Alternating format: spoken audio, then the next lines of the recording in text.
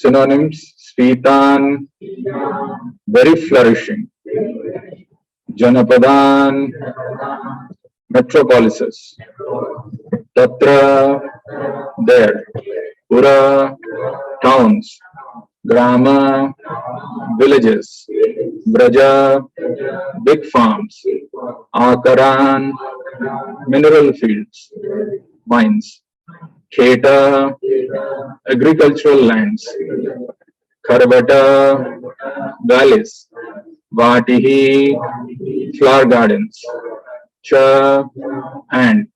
Vanani, forests. Upavanani, nursery gardens. Cha, and. Translation and purport by His Divine Grace A.C. Bhaktivedanta Swami Srila Prabhupada. Translation: After my departure, I passed through many flourishing metropolises, towns, villages, animal farms, mines, agricultural lands, valleys, flower gardens, nursery gardens, and natural forests. Translation with repetition: After my departure, I passed through many flourishing metropolises, towns, villages, animal farms,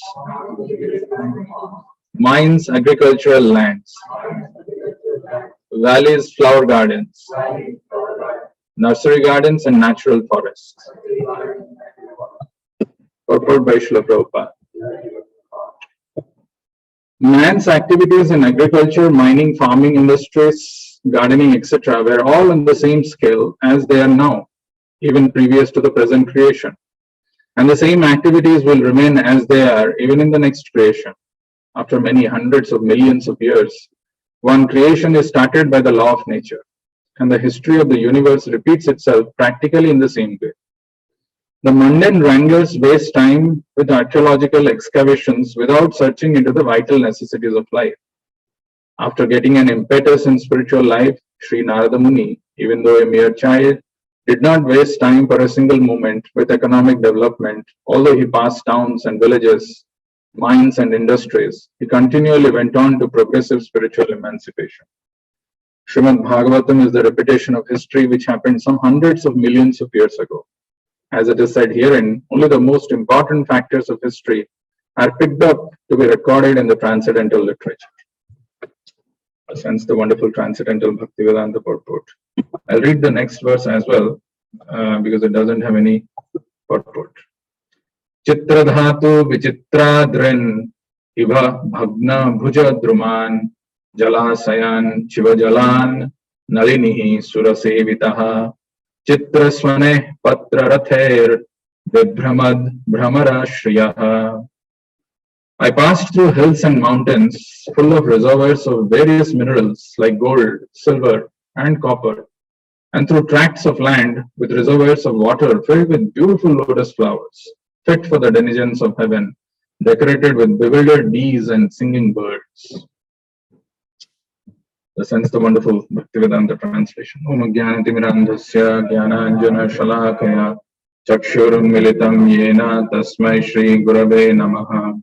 Namo Om Vishnu Padaya Krishna Pristhaya Bhutale Srimate Bhakti Vedanta Swaminiti Namine Namaste Saraswate Deve Gauravani Pracharine Nirvishesha Sunyavadi Paschatya Deshatarine Jai Shri Krishna Chaitanya Prabhu Nityananda Shri Advaita Gadadhara Shri Vasadi Gaura Bhakta Vrinda Hare Krishna, Krishna Krishna, Hare Hare, Hare Rama, Rama Rama, Hare Hare.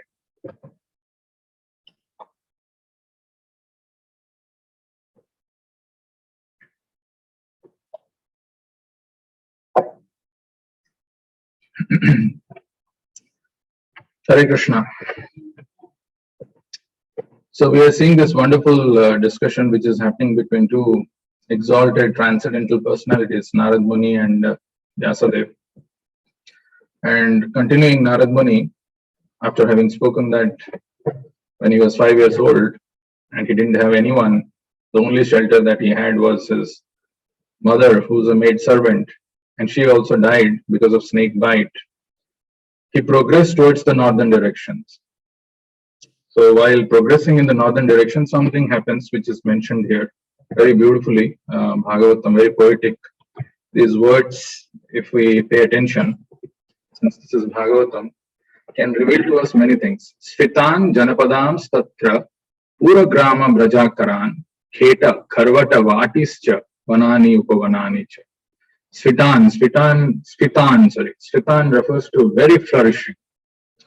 And Janapadan, Prabhupada has translated as metropolises, which we have even present modern day. We have so many metropolises, so many cities which promise a very lucrative lifestyle. So Spitan Janapadams, while walking towards the northern direction, Narada Muni crossed many flourishing metropolises. Pura, Grama, Braja, Karan. Pura is towns, Grama is villages, Braja is big farms, Akaran is mines, Kheta is agricultural lands, Kharvata is valleys, Vati is the flower gardens, Vanani and Upavanani, forests and nursery gardens. So Narada Muni is crossing and he's seeing. Nowadays people are writing their blogs.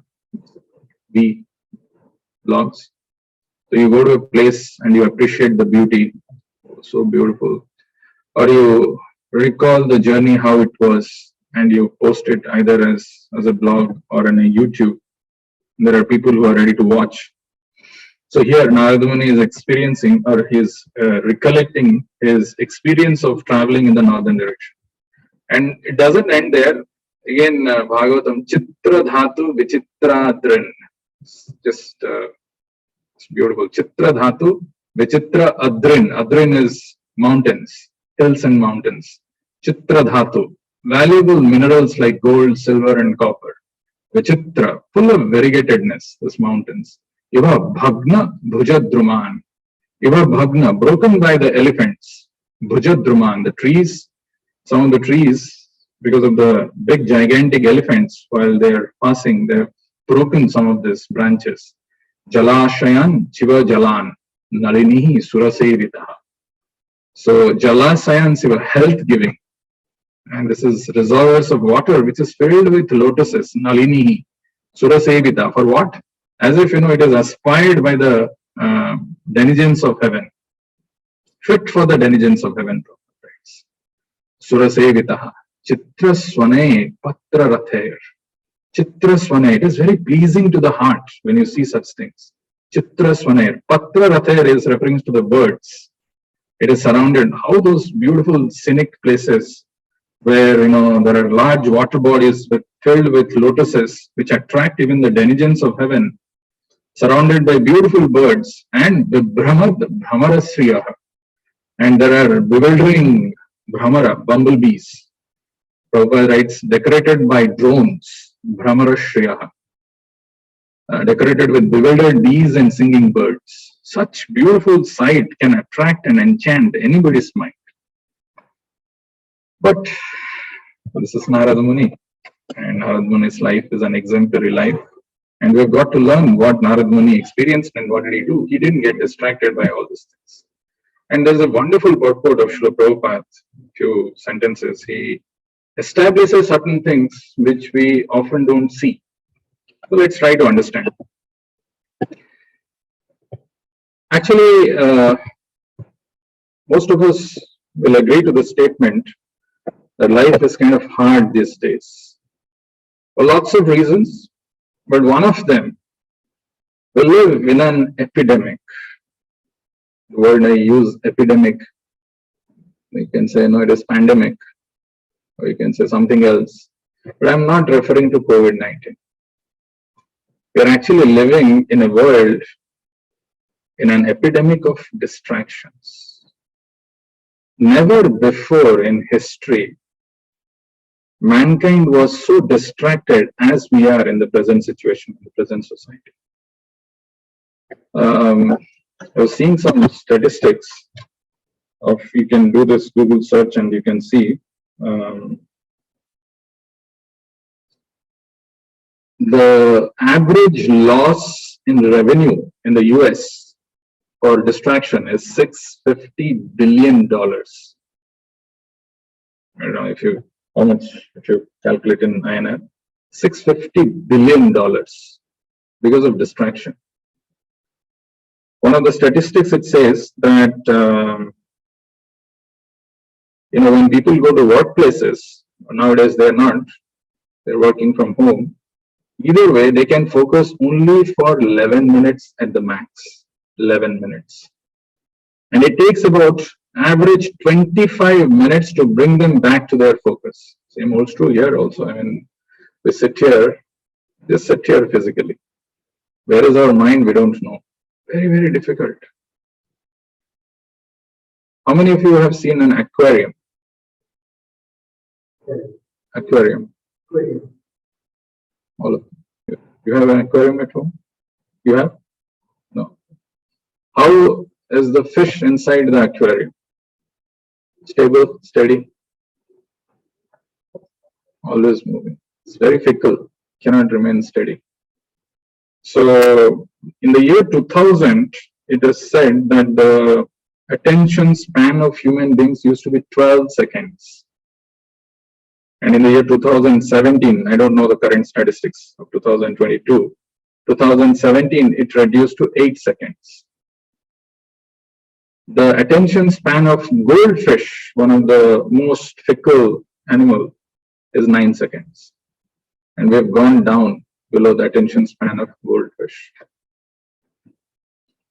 So that's why, there are psychologists and social scientists who have coined this word called weapons of mass distraction. We are surrounded by this weapons of mass distraction. Actually, this is not that this is only available right now, or when these things were not there, people were very focused. It's not quite true. And to see that, let's see the purport, what Prabhupada is saying. Very powerful purport. One of the things which Prabhupada is mentioning at the beginning, that man's activities in agriculture, mining, farming, industries, gardening, etc., were all on the same scale as they are now, even previous to the present creation. And the same activities will remain as they are even in the next creation. After many hundreds of millions of years, one creation is started by the law of nature, and the history of universe repeats itself practically in the same way. So actually, this is a very striking thing, because we sometimes have this notion or understanding that men were primitive at certain point in time. They were not developed, and they developed and came to this so-called stage of evolved human beings. It's not true. As per our Vedic literatures, these activities that man spends on agriculture, mining, farming, industries, and gardening, etc., were all on the same scale. That means whatever you are seeing, industries were there, farming was there, mining was there, agriculture was there, gardening also was there. People were doing that. And the same activities will remain as they are even in the next creation.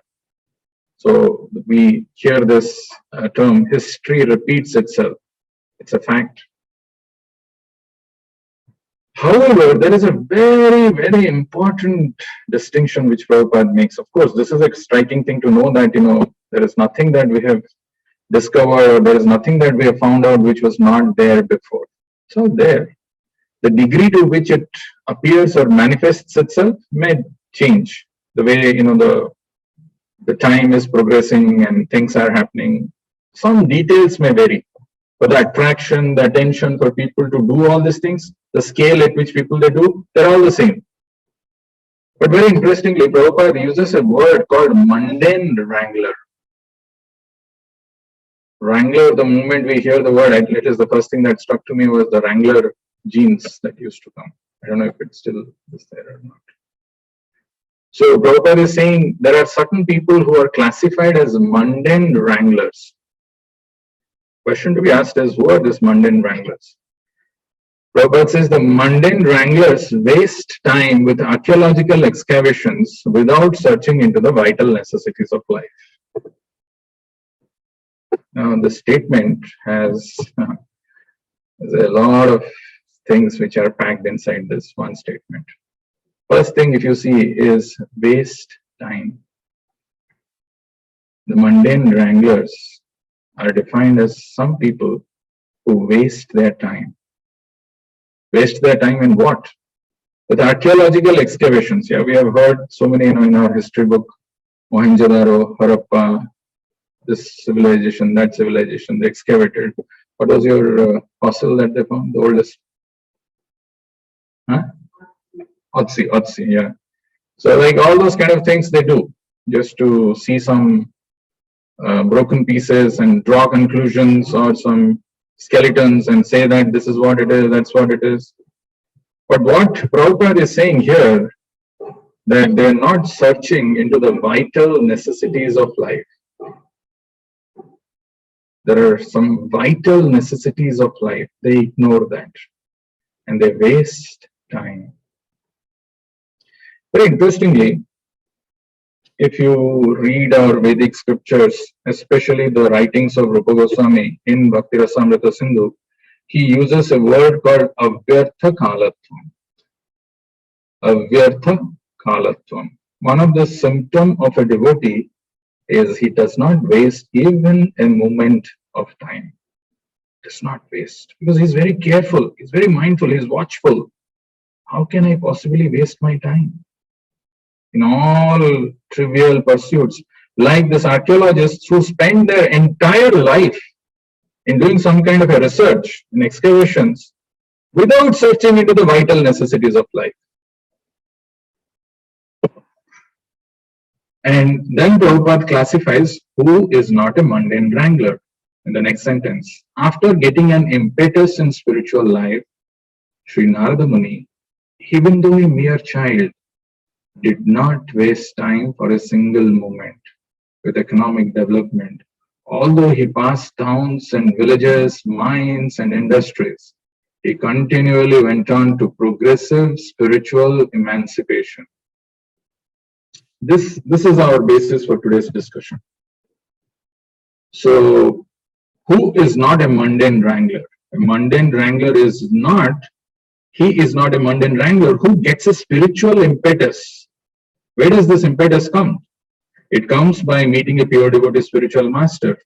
He gives that spiritual impetus in us to continue in our devotional life. But however, there are distractions which can come in the form of economic development, which can come in the form of, is mentioned that he passed through towns and villages and mines and industries. It can distract easily. But the important thing is he did not waste time for a single moment, and he continually went on to progressive spiritual emancipation. As we will see in the subsequent verses, we will get to know that Narada Muni actually met the Lord in person, because he continued to went on to progressive spiritual emancipation. Continually went on to progressive spiritual emancipation. The title for today's session is Meaningful Life. And I got this term meaningful life from a place where Prabhupada is saying a person who knows how to use his time properly leads a meaningful life. I have often quoted this phrase from Prabhupada's purports, which all of you know, called the best use of the bad bargain. What does it mean, Madhav? I don't know.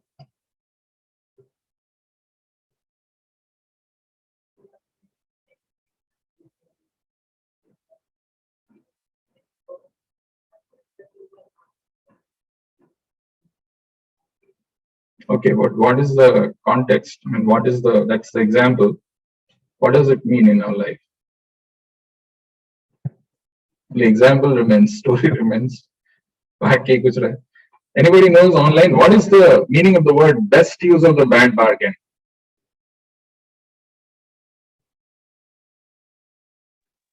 Hare Krishna Prabhu. Make best use of whatever we have right now, and like we have this human body of human form of life. We should use it properly, the way to what it is really meant for. and not waste it, though it is not the best deal. Okay. Anybody else wants to qualify, add, subtract? Hare Krishna Prabhu. Yes. So we have this body of imperfect senses and all four deficiencies that we have, like cheating and all of that. Even though we are in this conditioned world and are in this situation with imperfect senses, we should make best use by following the Krishna consciousness. But all right. Yesterday also we were hearing that in the purport, one place Prabhupada uses the word, we're all awarded this human body. We didn't. Is there anyone who chose? We were asked, do you want a human body? Yes. And then we got human body. No, we have been given this. This is a very bad bargain. Why? Because we have to go through this four miseries of life, Janma, Mrityu, Jara, Vyadhi. We are subjected to this Tritapa, Adidaivik, Adibhautik, and Adhyatmik. So it's a bad bargain. We've been given this. This body is subjected to miseries. It is deteriorating. It goes through diseases. It goes through old age, and one day this body will perish. Prabhupada says, make the best use of the bad bargain. Even though the body is temporary and full of miseries, use it in Krishna's service. That's the best use. But I have put a question mark there. And I want you to think differently. Best use of the bad bargain, Prabhupada has told. But what about making the best use of the best bargain? What is the opposite? So, best use of the best bargain. So, what is the best bargain that could happen to us? Best bargain is when we come in touch with a pure devotee spiritual master and understand this process of devotion and are shown this path to spiritual emancipation. That's the best bargain. I mean, imagine the life that we have. What a blissful life.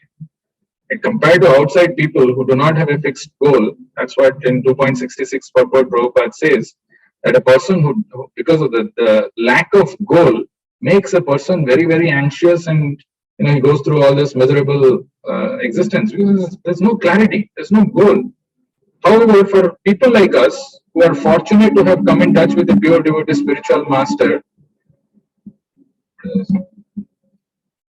we are shown the path to spiritual emancipation, what we can do and how we can take this path. We are fortunate compared to those people who are outside, who have got this bad bargain, who do not know that they have to make the best use. We've got the best use of the best bargain we can do. However, it will be really unfortunate if we make the bad use of the best bargain, and that happens to many of us. To make the bad use of the best bargain, yes, having come in touch with Krishna consciousness, having been given all these facilities, still we get distracted, still we get carried away, and we lose this path and go somewhere else. And this is not uncommon, this is very common actually. Even full-time devotees, they join the ashram thinking that they're going to serve Krishna and Guru by their body, mind and words, wholeheartedly, dedicatedly. But because of the bad use of the best bargain, when the life of a brahmachari or a life of a devotee is relatively anxiety-free, I mean, he doesn't have so much of worries. But if he doesn't use it, bad use of the best bargain, then he gets distracted, he gets carried away. Now the time that we have, which is precious, very valuable, I have few thoughts to share. These are some of the thoughts which I got it from Prabhupada's books, how we can make our life meaningful without going into the verses or purports. Because we have these classes every Sunday where we come, we quote different verses, we see from here, we see from there. But at the end of the day, we forget and we go back to our life without making a single iota of change. Again, the next class, when we have this discussion and we think about what did we discuss in the previous class, we have no understanding, no memory. So like that, life goes, and we really don't know. So some of these points that I have made, it is not like, there is some formula that you have to remember or something. I want you to think I want you to really contemplate on these things, because it's very easy to fall into the trap of bad use of the best bargain. Of course, we can console ourselves saying that I've got this bad bargain, I could do this. But really, our unfortunate situation will be if we do the bad use of the best bargain. So I have got few thoughts to share, not in a very sequential manner, but I want you to think. This is towards the end of Chaitanya Charitamrita, Antyalila, where Chaitanya Mahaprabhu is praying to Krishna, Premadhana vina vyartha daridra jivan, dasa kari vedan, moro dehe premadhan. So Chaitanya Mahaprabhu is praying, without love of Godhead, my life is useless. Therefore, I pray that you accept me as your servant and give me the salary of ecstatic love of God. Vetana is salary. Chaitanya Mahaprabhu is saying, if we got this human form of life and we didn't get love of Godhead, then this life is useless. Of course, we all have heard this Prema Pumartha Mohan, which we didn't have any idea before coming in touch with Krishna consciousness. But that's the goal of life. That's Gaudiya Vaishnava Siddhanta. That's the goal. Chaitanya Mahaprabhu himself is praying this. But as I said, sometimes we get so distracted, so many challenges and so many problems and so many allurements that we lose focus of the goal, the destination. So here is something which can make a difference between a mundane wrangler leading a meaningless life versus a spiritual, watchful sadhaka leading a meaningful life. So the first thing is, I want you to think is there is a difference between real life and real life. We know from Shakespeare the quote that all the life is like a theater, all the life is a stage, right? So we are doing various activities in this material world, thinking that we are supposed to do this. I'm somebody's parent, I'm somebody's son, I'm somebody's daughter, I'm somebody's husband, wife. Like that, we have defined our responsibilities and we keep doing that. As per Vedic scriptures, that's a real life that we are leading in this. All the life is a stage, and this drama that we are doing, I'm somebody's father, mother, children, son, brother, are all real life. Because we have this relationships that we have defined for ourselves is limited and temporary to this life only. What is a real life? As per the scriptures, Prabhupada says the real life begins when we come in touch with a pure devotee, spiritual master, and we get initiated. That's the real life. Because you are getting, at the time of initiation, the Bhakti Lata Bij, the seed, the creeper of Bhakti Lata. That Bhakti Lata creeper, when it fructifies, grows, finally it reaches the spiritual world, the fruit that we get is love of Godhead. But where does it start? It starts when we meet a pure devotee spiritual master. The pure devotee spiritual master is implanting that seed in our heart. We receive the Bhakti Lata piece. But here lies the trick, and that's what makes all the difference. The definition of Bhakti Lata is very interesting definition Prabhupada gives in the Chaitanya Charitamrita Madhya Lila in his discussion, Chaitanya Mahaprabhu's discussion with Rupa Goswami. The methods, techniques, or tools to develop the dormant love of God is called Bhakti Lata Bij. It's not just a seed. Yes, it's a seed. Theoretically, if you want to see, it's a seed. But what does that seed do? It actually arouses, it awakens the dormant love of God. Prema Pumartha Mohan, which we had no idea earlier, that we are Krishnas, we are eternal. It can happen by that Bhakti Lata Bij. But there are three aspects of Bhakti Lata Bij, which Chaitanya Mahaprabhu says to Rupa Goswami, which are very, very important to remember. The first thing is, when we receive this Bhakti Lata Bij from the spiritual master, we have to take it very, very seriously. Very seriously. Where is it mentioned? If you see the purport of 2.41, Vyavasayatmika Buddhir Ekeha Kurunandan, Bahu Shakha Hi Anantascha Buddhayo Avyavasaya. 2.41 Bhagavad Gita. Prabhupada writes in the purport, the words of the spiritual master are like our life and soul. We have to take it very, very seriously because Yasya Prasadat Bhagavat Prasad. When we please the spiritual master, we can please the Supreme Lord. So the first and foremost thing is we have to take this matter, this Bhaktilata, very seriously. So when we receive the Bhaktilata Beej from Guru, one of the vows that we take is chanting 16 rounds minimum. This is the only vow that we take, and following 4 regulative principles. But this vow, even though it is simple, it becomes difficult over a period of time. It's not easy. That is why a person, when he is accepting this Bhaktilata Beej, a commitment that he is taking before this pure devotee spiritual master, Vaishnavas, fire, and the deities, this is the commitment he is taking, that chanting 16 rounds and following 4 regulative principles. It's a very important thing. If we become lax in this, if we become lenient, or if we become relaxed in this, immediately the distractions come. The moment one is not following the 4 regulative principles or being negligent of 16 rounds, automatically material desires comes. Material desires are just waiting. We are never strong or invincible before Maya. It's the kingdom of Maya where we are always subservient. What protects? What is the ammunition that we have? What gives us that protection is this chanting of the 16 rounds and following 4 regulative principles.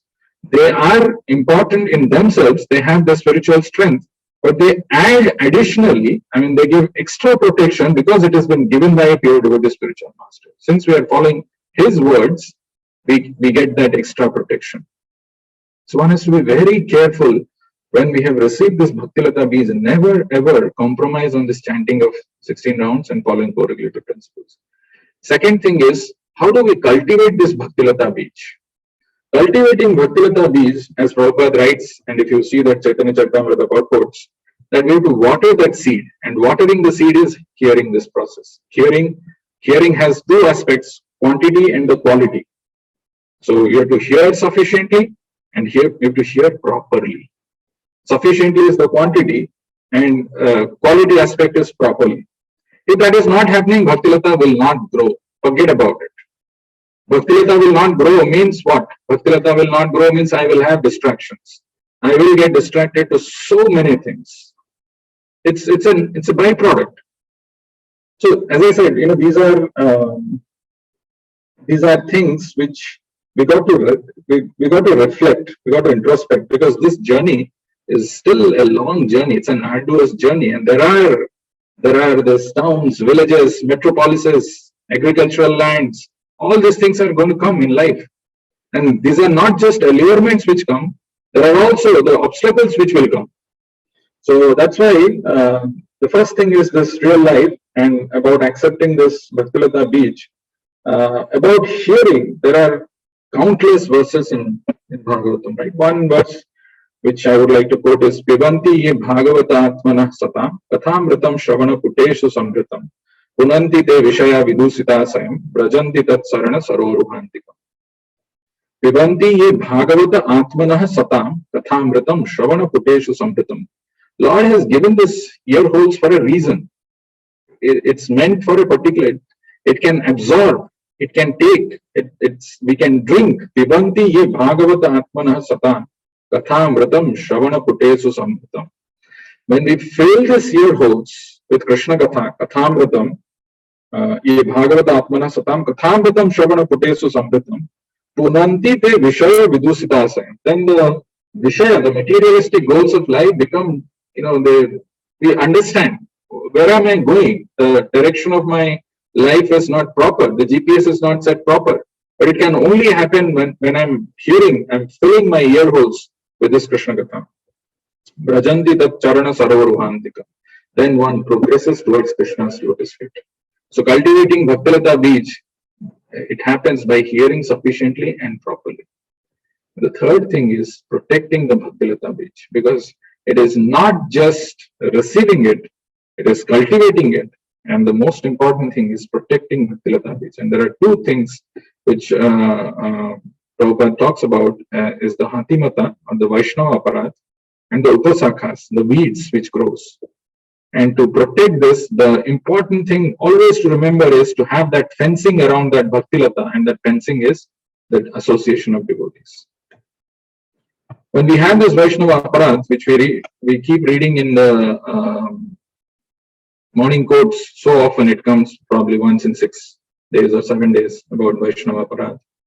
If we are negligent of that, if we take it granted and we keep doing that, very naturally, in the heart, the devotion towards the Lord vanishes. It becomes hard-hearted. You lose value for things. You take it for granted, then it's gone. And then upasakhas. And then if you are looking for other things like puja, lava, pratishtha, which also grows along with bhaktilata, they look exactly identical. And they grow by the same process of growth as the bhaktilata grows. So as somebody progresses in devotional life, if he is not watchful, careful, then these weeds which grow, it will take away all the things, all the energies that you are putting inside that. So if you are looking for, if you are doing services with some ulterior motives, which we don't want or we don't have that intention to stand with, but it grows. Unless somebody acknowledges and appreciates and accolades, my service is not complete.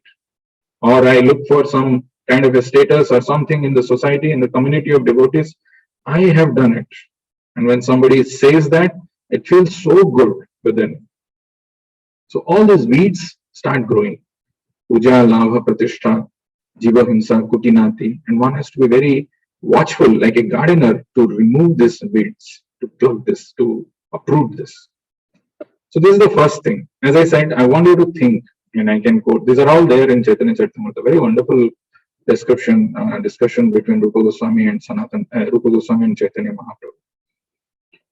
Second thing, if we really have to make our life a meaningful life, this is the basis. Without this, actually, if one is not careful about the Bhaktilata Bij and its growth, then it will be stunted. It's very easy to get distracted. Second thing is the attitude of the devotee. Often we have seen this in Nectar of Instruction, and Preface Prabhupada writes that the advancement in spiritual life is completely dependent on the attitude of the sadhaka. Very, very important. I mean, what we can do, not that every one of us have got everything perfect, but the idea of having this kind of discussions when such an opportunity comes is to pay attention to these finer things in life and to reflect, to be introspective and see, not see, okay, he's not doing that. It's not about him. It's not about somebody else. It's about us. Am I having the right thing inside me or not? So Prabhupada's purport talk about two things, being humble and being helpless. No matter who you are, no matter which part of the world you are practicing devotion, there is no way that one can neglect the third verse of Sikshastakam. Pranadapi sunichena taroriva sahishnuna amanina manadena kirtaniya sada. No way. Devotional life without those cardinal principle of Chaitanya Mahaprabhu, Pranadapi sunichena taroriva sahishnuna amanina manadena kirtaniya sada. It is not about speaking them, it's about making very conscious effort to develop those attitude. Without those humility and tolerance, even material life is difficult, Prabhupada says. Forget about spiritual life. Spiritual life as a devotee is meant to develop the spiritual qualities, this devotional qualities. Humble and helpless attitude. If we see in the life of Prabhupada, when Prabhupada arrived in Boston and he wrote that Markine Bhagavat, he says in one of the lines that my name has been given as Bhakti Vedanta. Now it is up to you, O Lord, how you make this name success. I don't have bhakti, I don't have knowledge. Really? Did Prabhupada didn't have that? That's the mood. Humble and helpless. I don't know. How will I traverse in this kingdom of Maya on my own? I'm so tiny and insignificant. One blink, one chutki, we're out. Very easy to have an attraction for Netflix or I don't know, whatever those other things which are available plentifully. Just a fingertip, it's all there. and very difficult to have attraction for Krishna, Krishna Katha, Krishna devotees. It's a hard work to have that clarity of purpose, to have that clarity of goal in life. It requires meditation. It requires some careful observation. We may not have this attitude, we may not have developed, but there is hope. And the hope comes in one of the purports of Prabhupada in 3.31 purport. Can anybody read this? You want to read this? Are you able to? Not able. Okay.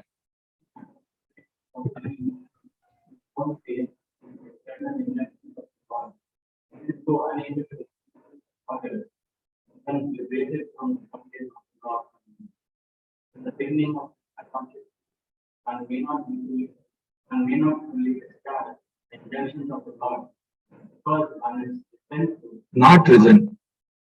But because one is not resentful of this principle and works sincerely without consideration of defeat and hopelessness, he will surely be promoted to the state of purity.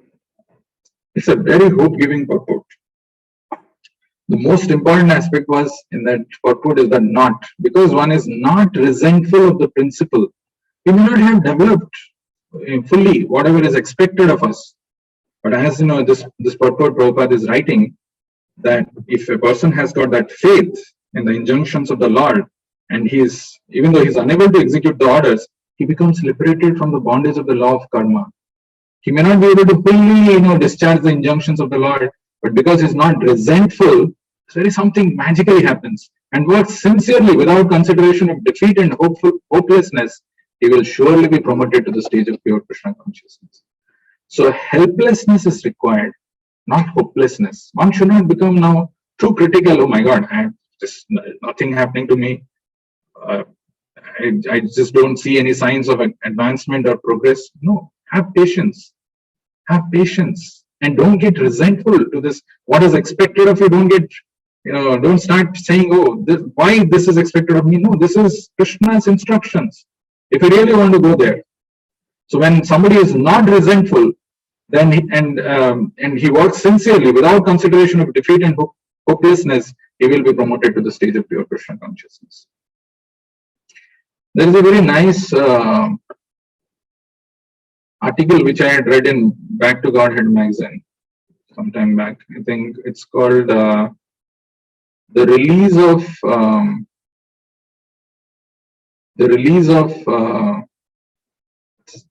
I'm not getting the exact word. The article was about when we take up to devotional life at the beginning, like, we sing this song for Nityananda Prabhu, Nitai Pada Kamala Koti Chandra Sushitala, Yechai Jagata Jurai. So when we take shelter of Nityananda Prabhu, or when we come to Krishna consciousness, immediately the first thing that happens is all the material miseries to become subsided. We feel there is a shelter. We feel that, oh, this is such nice thing, this Krishna consciousness. But what that article was telling was, that's called the release of, the fatigue or the release of exhaustion, material exhaustion, that happens immediately when somebody takes up to this Krishna consciousness, starts chanting, associates with devotees, starts reading these books. He can immediately see the transformation inside. But after that, once, the temperature, say, let's say outside the temperature was 45 degrees Celsius, 50 degrees, whatever it is in Fahrenheit, in Vrindavan, very hot. You come inside a place which is air conditioned, immediately you get relief. But once you are there inside the room, you don't get relief after relief, right? You've already, the temperature you've been adjusted to, say, whatever it is, 30 degree, 25 degree, or whatever it is, the temperature maintained, you are there, it is comfortable. But unfortunately, the devotees expect every time there should be something happening in the heart. There should be, okay, I should know that I was experiencing so nice at the beginning. What is happening nowadays?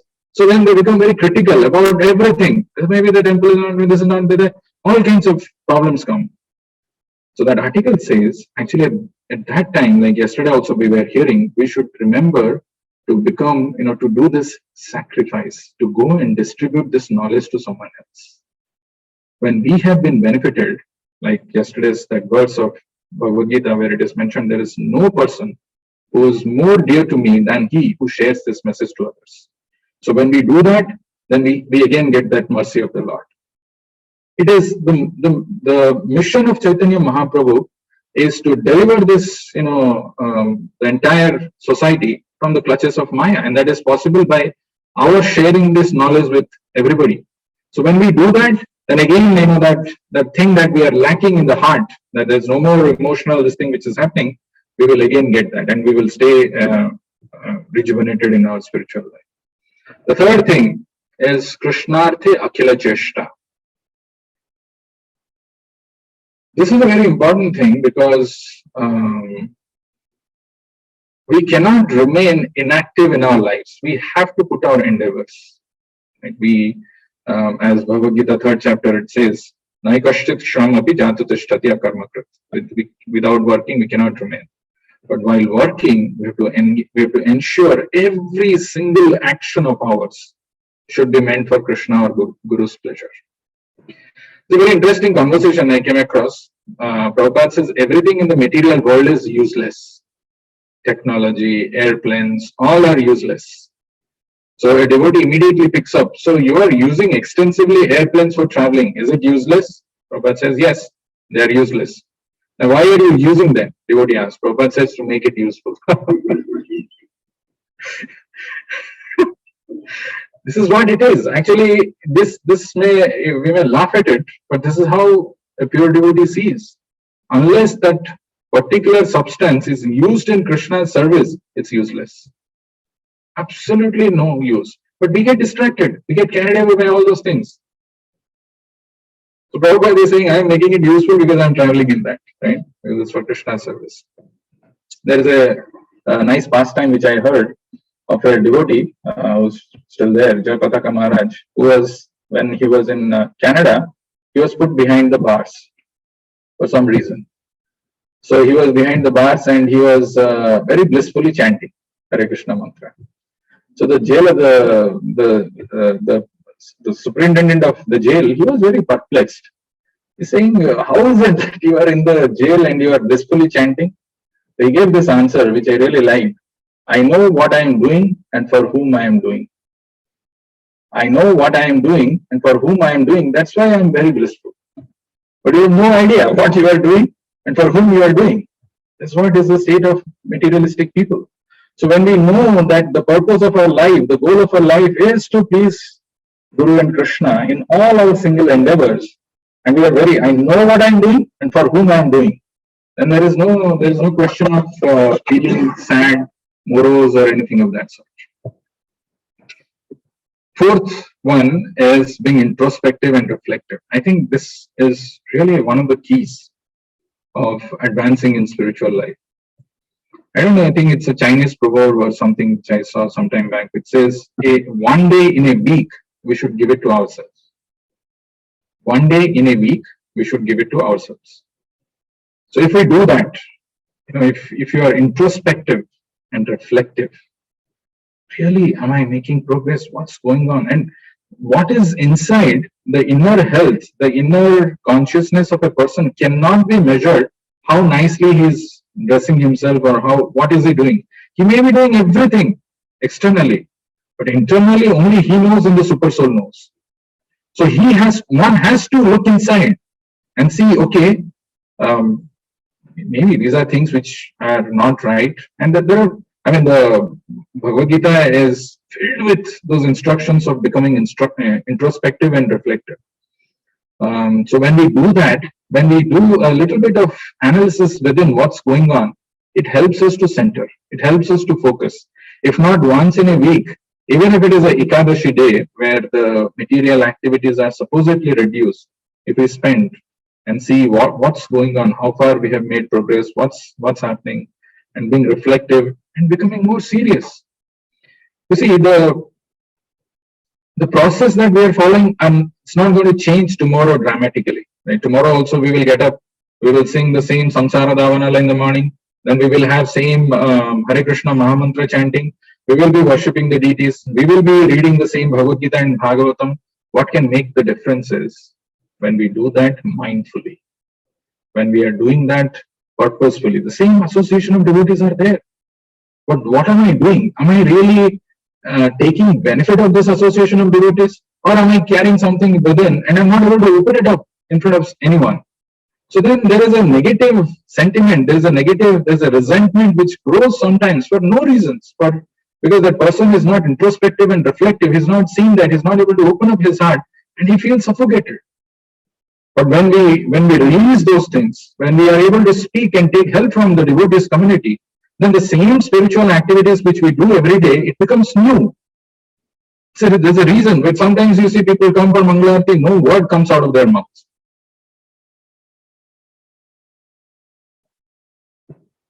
If 4 people will be there, just one person singing and another is probably following, the remaining 2 are, what is that? Why should we have that kind of a mindset? Why should we? It's because we are not conscious of the benefits of what it can give. And we are not doing something. Some reason, something is going on in our mind. We're not mindful, we're distracted. We're not able to even repeat those words. Forget about even meditating on the meanings of those. We're not able to do that. So it is very, very important to have this introspection and reflection in life to see where there is a phrase which is used in the Vedic scriptures, it's called Singhavalokana. You know, Singhavalokana, when the lion, it goes for its prey. So when it is going for the prey, it sometimes looks back and then it marches forward. So just to ensure that, there is no one else or there is no danger, it looks back. So looking back is something which is highly recommended in the Vedic scriptures. What has happened so far? Where am I standing now? There is always a gap between what I want to become and where I am. But if I don't do any analysis, if I lose sight of that, track of that, then it is gone. Fifth one is a very interesting thing which I found from a purport. Very, very powerful. Just pay attention to this. Okay, meaningful life means meaningful relationships. Okay, this is the next one actually. This is not the one that I wanted to share, but anyway, meaningful life means meaningful relationships. The relationship between Vaishnavas can give us so much of nourishment, so much of pushti and tushti. We don't have to look for anything else in outside world. But if that relationship is not strong, if it is not proper, if the Guhyamakhyati Prachyati is not happening with anyone, it's a very, very difficult thing, very painful situation. In Chaitanya Charitamrita, there is a story of a person by name Brahmananda Bharati. Relationships is something where it is not just praising each other, but it is also taking those feedback for improvements. So there's Brahmananda Bharati is one person who is very senior to Chaitanya Mahaprabhu. Once he was wearing a deer skin and he came in front of Chaitanya Mahaprabhu.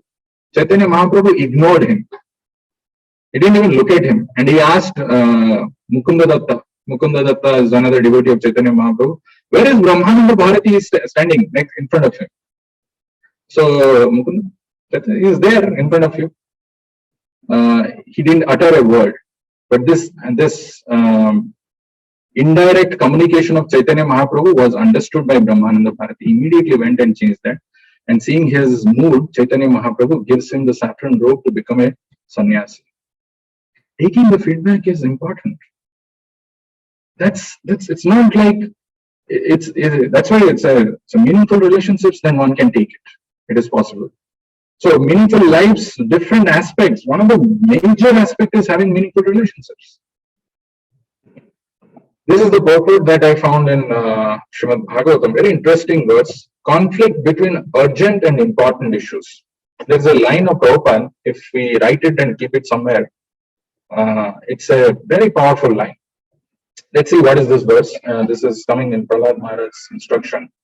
So he's telling Tato Yateta Kushalaha Shemaya Bhavam Ashritaha Sariram Paurusham Yavan Na Vipadyate Puskalam. Therefore, while in material existence, Bhavam Ashritaha, a person fully competent to distinguish wrong from right must endeavor to achieve the highest goal of life as long as the body is stout and strong and is not embarrassed by dwindling. Very clear, we've heard similar instructions. As long as the body is strong and stout, we must endeavor, first distinguish between right and wrong, and we must endeavor to achieve the highest goal of life as long as the body is stout and strong and is not embarrassed by dwindling. In the purport, a small section, Prabhupada speaks something very, very powerful, very, very powerful. Prabhupada says a sane man, therefore, is always fearful of falling from his position. This, as I said, we are in the kingdom of Maya, right? We can never be confident of our own selves. A sane man, therefore, is always fearful of falling from his position. This is a regulative principle. One should not fall from his exalted position. The highest goal of life can be achieved as long as one's body is stout and strong. We should therefore live in such a way that we keep ourselves healthy and strong in mind and intelligence, so that we can distinguish the goal of life from a life full of problems. A thoughtful man must act in this way, learning to distinguish right from wrong and thus attain the goal of life. Here there is one sentence which I want you to see and remember this forever. Prabhupada is writing that we can distinguish the goal of life from a life full of problems. We should therefore live in such a way that we keep ourselves always healthy and strong in mind and intelligence, so that we can distinguish the goal of life from a life full of problems. Life full of problems is all distractions. But one has to live healthy and strong in mind and intelligence. He's not saying in the body. Healthy and strong in mind and because the problem lies in with our mind and intelligence. Resilience is something where the mind is able to come back and able to overcome those negative or that weak feelings, weakness of heart, and come back to the real position quickly. That's resilience. So that requires the strength. So if we have that strength, then we can distinguish the goal of life from a life full of problems. If we are not able to do that, if we are missing on this, we're gone. It's gone. It's a different trajectory altogether. We can count the number of problems that we have in our life. This, that. But what helps us to stay focused, we can distinguish the goal of life from a life full of problems. Can any one of you share anything, how we can always remember the goal of life without getting distracted by the problems of life?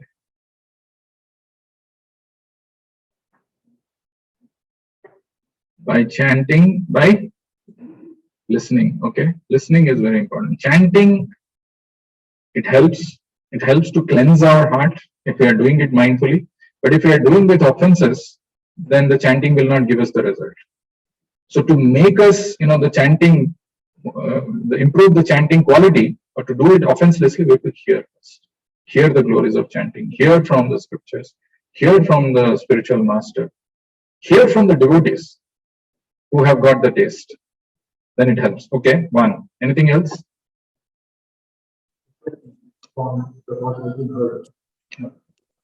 Reflection is a very, very key. There is a devotee from Bangalore who used to say a very powerful thing.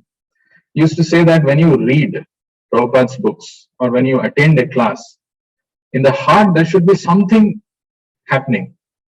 If it has not happened, because Prabhupada's purports are always filled with gems, right? It's not like it is there, and we have experienced that while reading sometimes, or when somebody shows us, we experience that. He says we should experience it every time that we are reading Bhagavatam class, or we are reading Bhagavatam book or Bhagavad Gita or whatever Prabhupada books, or we are hearing the class. It should happen. Oh, I got this spark. I got this thing. That if it is not happening, then something wrong. Means we are not paying attention. We are not attentive while reading or while listening to the class. It becomes a formality. When things become formality or it's a ritual, then we lack the relish. The rasa is gone from that.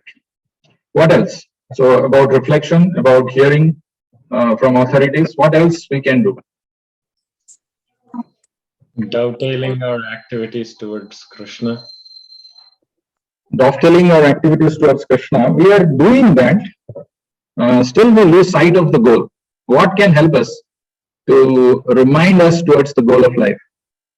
We can apply, or we can follow the instructions, or we can obey the instructions, possibly in all situations. It will definitely make us to achieve our goals. I feel so. We should, you're right, but we don't, right? We get distracted. We know nothing is unknown to us. What will help us to bring back? This was a good point, reflection and sharing from authority. What else? Service, I mean, regular service. One second, Jajat. That means in order to remember the goal of life, one must have strong mind and intelligence. Yeah, I'll come to that. Okay, Jajati, you were saying something? I mean, regular service, regularly associate yourself with, do some kind of service, then I think. Yeah, actually, association of devotees has a key. It's a very powerful thing, which is the most neglected and taken granted kind of a thing. When, as I said earlier also, that's the fencing that helps us, protect from Hatimata and all the Supasakhas. The fencing actually comes from association of devotees. But association of devotees has to be done purposefully, meaningfully, where we discuss some aspects of Krishna consciousness and apply that in our lives. Then we take advantage of Sadhu Sangha.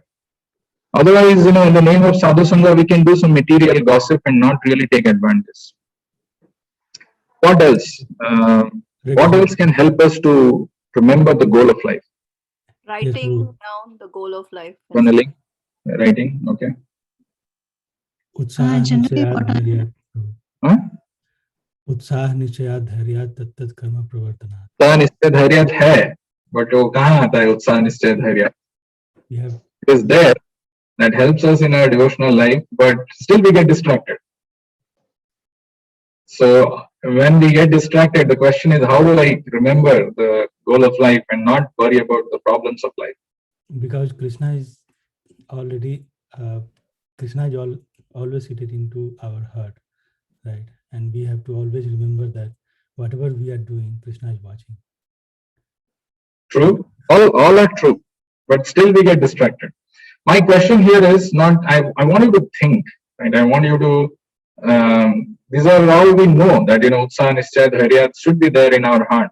But still, when these problems come or when the distractions come, we don't really function well the way that we are expected to. What can help us to come back to that sanity? Yes, Sweta Madam, Sweta Mataji. Yes, Prabhuji, generally what I am practicing is like, if I don't reach the goal, what's going to happen? That very thought of, maybe fall down into the lower species and, having to be born again and again.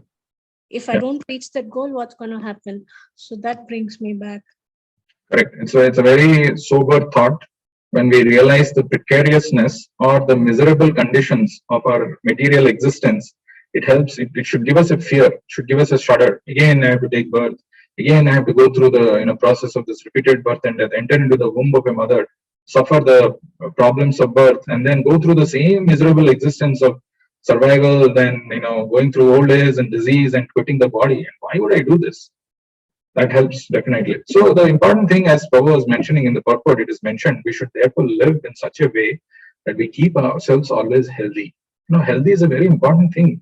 Unless you are having good health is not just about body, it's also about our mind. So if the body is so disturbing, it's very difficult to focus on what is the goal of our life. Similarly, it is very important to become strong in mind and intelligence. Because in a day, forget about life, in a day, there are things which are not going to happen the way that we want it. There are bound to be challenges, there are bound to be disturbances, there are bound to be difficulties, there are bound to be obstacles, there are bound to be distractions. That is why a strong mind and an intelligence is a must. Krishna in Bhagavad Gita, when he talks about this Sthita Prajna, 2.67, this is a very beautiful verse, where he says, Indriyanam hi charatam yan mano anubidhiyate tadasya harati pragyam vayor nabham ipambasi. Very, very powerful verse. Indriyanam hi charatam yan mano anubidhiyate tadasya harati pragyam vayor nabham ipambasi. The senses are always looking, they're agitated, they're disturbed, they're looking for something. The first thing that they do is they capture the mind. Like a child, sometimes, when he wants something, intelligent child, maybe you can say if it is true or not. If they want something from their father, what do? They will cry or they will make some, some scene by which the mother comes and asks, what is it? What is it that you want? So then the child will say, I want some chocolate or some toffee or something. Then father knows, no, you have some problem. You should not. Your teeth are already gone. Two teeth have fallen. What do you will eat? But now mother goes and tells to father, you have to give him the chocolate. Unless you give the chocolate, my child, who is going to take care of him? You just go and buy. Father goes and buys and gives it to the child. Like that, the senses are always hankering, crying.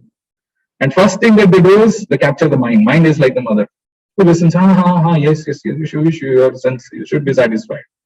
Then the mind justifies the intelligence. Yeah, you do it, gone. Intelligence is also gone. That's what it is telling. Indriyanam hi charatam yan mano anubidhiyate tadasya harati pragyam vayor nabham ibambasi. Everyone, every one of the roaming senses on which the mind focuses can carry away man's intelligence. Mind focuses on one of the senses, it can carry away the intelligence. Pragyam is gone. So that is why all our Vedic literatures, they are talking about how we can strengthen the mind and intelligence. That's a clue. That's if you any of the solutions that you are saying, it is just meant for yourself to see what you can do or what one of us can do so that our mind and intelligence is strong. Because at the time of this distractions or this problems when they come, if you have a strong mind and intelligence, you will be able to see the right goal. The last thing that I want to say, because we exited, the fact that people say I don't have time to do stuff. This is from a materialistic book called Bloody Yeah or No, something like that. I just saw that. Sometimes in life we say that we don't have time. Right? I have got so many things going on in my life that I have no time for spiritual life. It's a biggest myth, and it is not just from Vedic scriptures or the spiritualists are saying, even the materialists have understood this. Why? They're saying we actually own all our time. Nobody else. We have all the time. We own all our time. And we do, at any moment, you are doing what you most want to be doing. We are doing what we want, what we most want to be doing. So if we are not doing spiritual activity, we are doing something material activity, we have decided in our pride, this is what it is, and I'm doing that. This is most I want.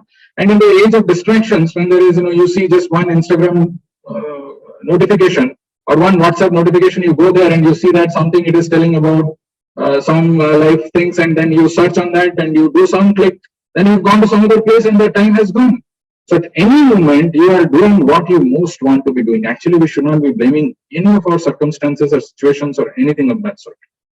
Every one of us has got the same time, and we are the owner of our time. If we are not conscious, if we are not mindful, time will while away, and we will miss out on that abhyartha kalatvam part. And to conclude our time, the famous verse of Bhagavad Gita, Daivi Yesha Gunamai Mama Maya Duratyaya Mame Vaye Prapadyante Maya Meta Tarantite, right? That verse, in the translation, Prabhupada is writing, this divine energy of mind consisting of the three modes of material nature is difficult to overcome. Remember this one sentence. We cannot play with Maya. We cannot. We cannot take a chance because it is difficult to overcome. But those who have surrendered unto me can easily cross beyond it. These are some of the thoughts as to how we can make our life meaningful and not become a mundane wrangler who's whiling away his time. It requires, I'm not saying I have become an expert or anything of that sort, but these are some of the principles we should meditate, we should reflect, we should sufficiently introspect, and that way we can make progress. I'll stop here and see if you have any questions or comments.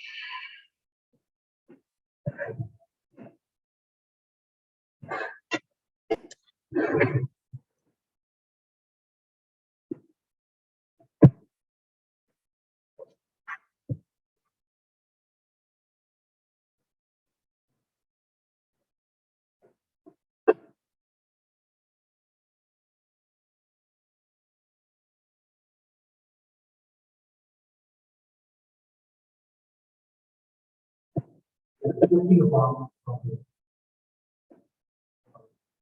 every but sometimes reflection is a series of thoughts. Reflection turns into a series of thoughts. And those thoughts, if we concentrate, we think we are in the right direction, reflecting. But actually, the whole like, mathematical work gets something wrong in between. Answer is wrong. But I've done that. So, but sometimes reflection is on the right track.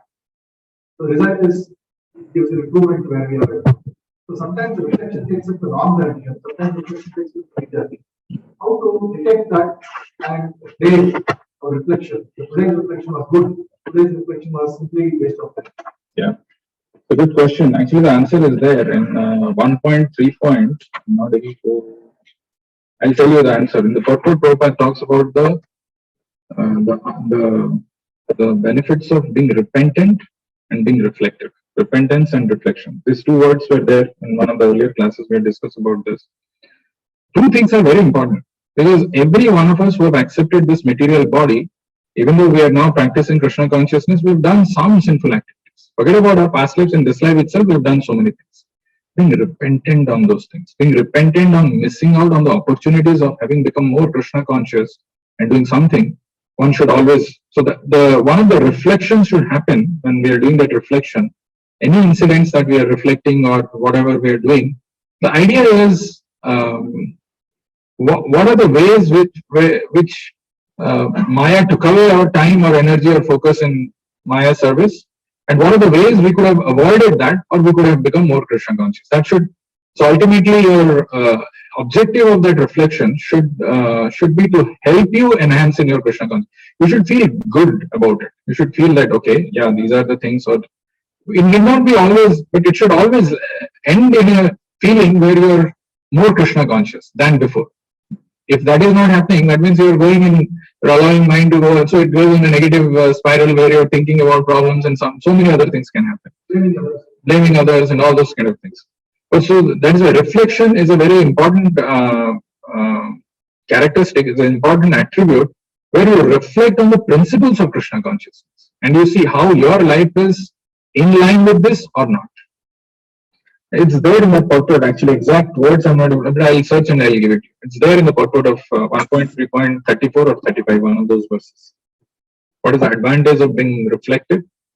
Even Brahma became reflective when he got the knowledge from Krishna to do the secondary creation. Before that, before he begins to do, he became reflective. This is a huge task. So he has got this, suddenly he has got that empowerment to do this. So he just didn't start doing this, became reflective. So that the exact meaning of the word reflective is there in the scriptures. Prabhu, one question. So once you're reflecting, if you're reflecting and you realize what went wrong or how to improve or whatever, so how does one act on it? Act on the reflection. What are the next steps? Next steps are not unknown to us. Next steps are known to us. When you are doing a reflection, you realize where you want to be and where you are. And how you reach there, you have to decide yourself. There's nobody else who's going to come and decide it for you. You can take guidance from the scriptures, from Srila Prabhupada and devotees, but it is the person who is doing that analysis has to take the next step. Does that help? No. No, so the steps are there, but sometimes implementing those steps become very troublesome. It's because we lack the conviction and the commitment. We're not sincere in our hearts. That these are called the weaknesses of heart. And they're called Hridaya Daurvalyam. Every one of us have those things. But the idea is to overcome them. We get the strength by chanting and by hearing, but sometimes we neglect this reflection because we don't do it. We think everything that I'm doing is fine. Actually, what is to be done is already known to us. What is expected of us is known to us. What we lack is, or what we do is lethargy and complacency. Right? We think we've made all the progress, or we've become very advanced, or we become lazy. Either of these two things. So when we look back and reflect and think and introspect, then we understand our position, which we know. I mean, how bad we are, and then we make some tangible progress. We at least determine to do some tangible action.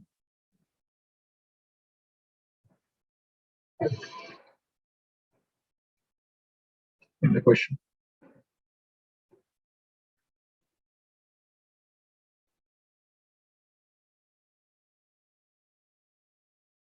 Okay, if no other questions, we will stop here and continue to see this wonderful life-transforming journey of Narad Muni and how he could achieve this perfection in this. Actually, these are all very, one has to be very observant and one has to see it very clearly. What are all the sequence of events, how these things have happened, that the transformation happened for a child of an ordinary maidservant to that of one of the greatest devotees of the Lord. Very, very wonderful. So let us be more mindful. Let's pay our attention to these things when we are doing this. If we do this, if we are more attentive to what we are doing, the success is automatically, it will follow. We don't have to worry about it. Stop your Granthra Srimad Bhagavatam ki, Jagat Guru Srila Prabhupada ki, Nitai Gaur Premanand. Hare Krishna. Hare Krishna. Hare Krishna.